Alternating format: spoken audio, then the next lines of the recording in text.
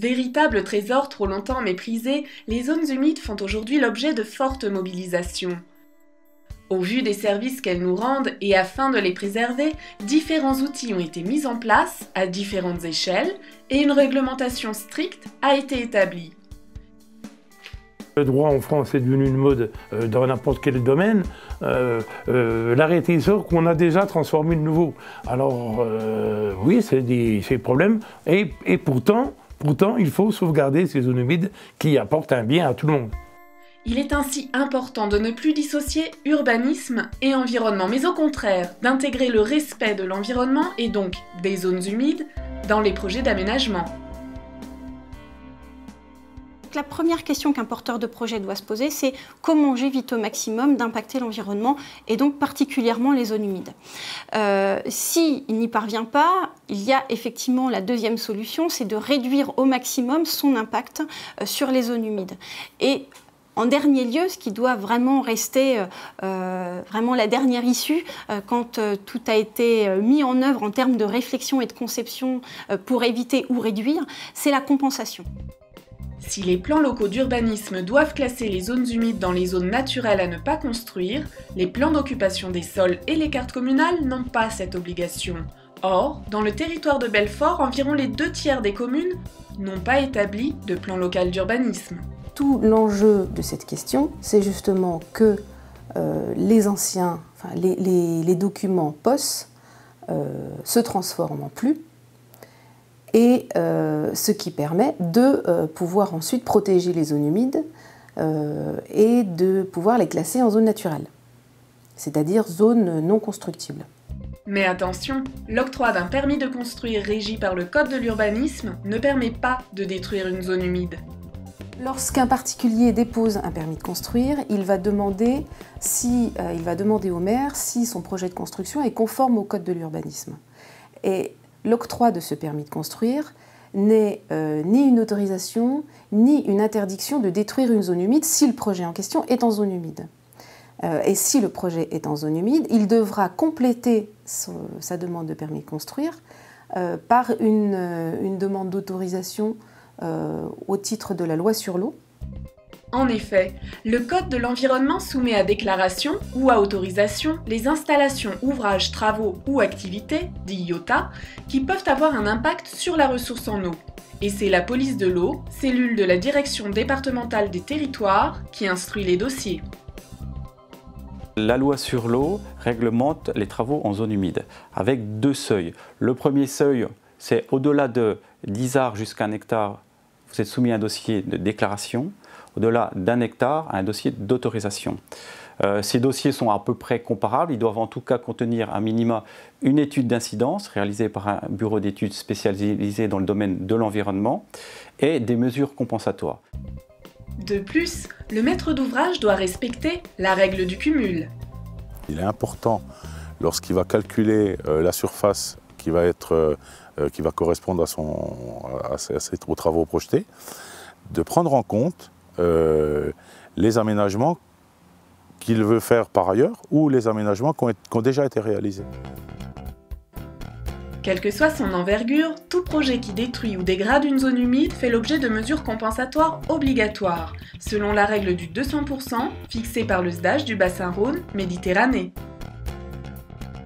Une compensation d'une zone humide dégradée finalement doit conduire à créer ou restaurer une zone humide de fonction équivalente et du double de la surface perdue par le projet. Bien entendu, il sera plus facile de restaurer une zone humide que d'en créer une nouvelle. Le cas s'est présenté au Conseil général lors de la réalisation du tronçon de la piste cyclable Grand Villard-Thiancourt. Le tracé de la piste cyclable qui était envisagé passait en bordure de cours d'eau. Et donc, bordure de cours d'eau, c'est forcément une zone humide. Et donc, ça a été nécessaire de mettre en place une mesure compensatoire. Alors, la mesure compensatoire proposée se situe sur la commune de Delle, sur la zone dite des Bretillous, puisque cette prairie de Fauche était bordée par un merlon de 2 mètres, 2,50 m de haut, qui empêchait le cours d'eau de déborder naturellement sur la prairie et donc de lui rendre son caractère humide. Donc la mesure proposée était l'arasement du merlon dans un premier temps, et puis dans un deuxième temps, en lien avec un projet de reméandrement qui est prévu dans le cadre du contrat de Rivière-Allen, le fait de pouvoir abaisser un peu le niveau de la prairie, ce qui favorisera le débordement et donc la remise en eau régulière de la zone. Toute mesure compensatoire doit faire partie intégrante du projet d'urbanisme. Elle doit donc être réfléchie dès la phase de conception du projet et son étude doit figurer dans le dossier.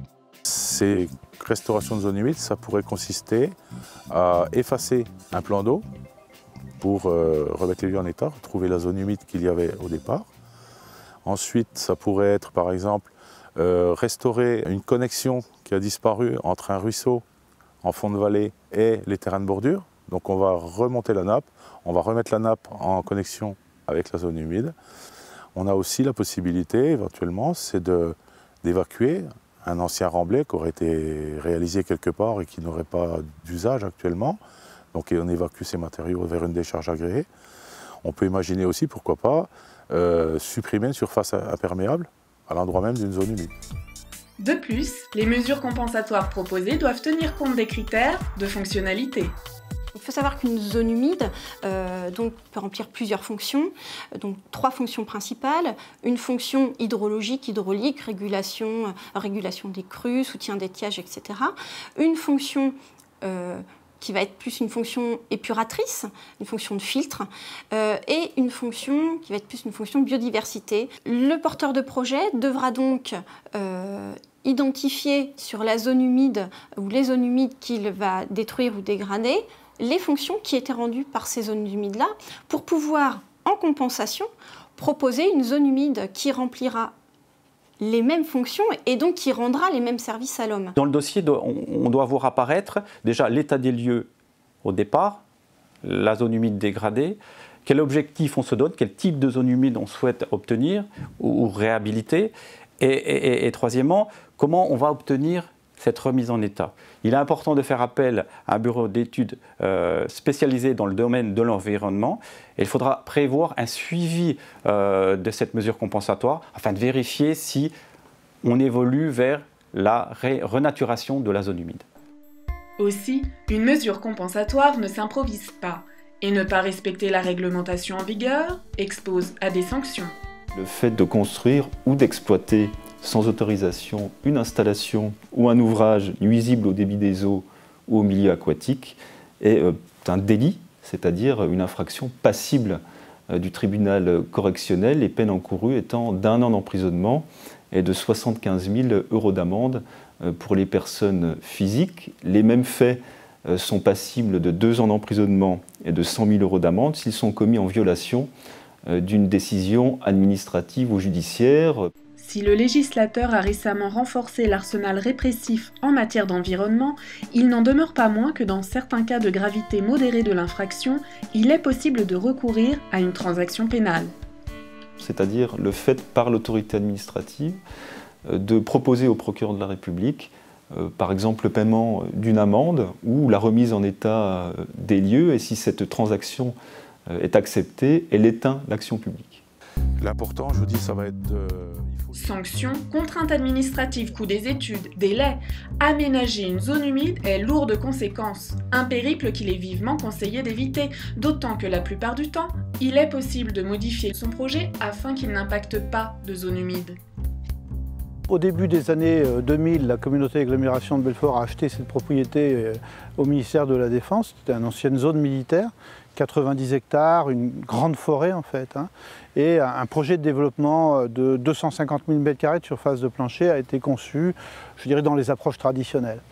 Réglementairement, il y avait des obligations de faire des études sur la situation environnementale et ces études ont montré une faune et une flore très très riches avec un certain nombre d'espèces protégées et aussi nous a conduit à découvrir en fait l'existence d'une zone humide.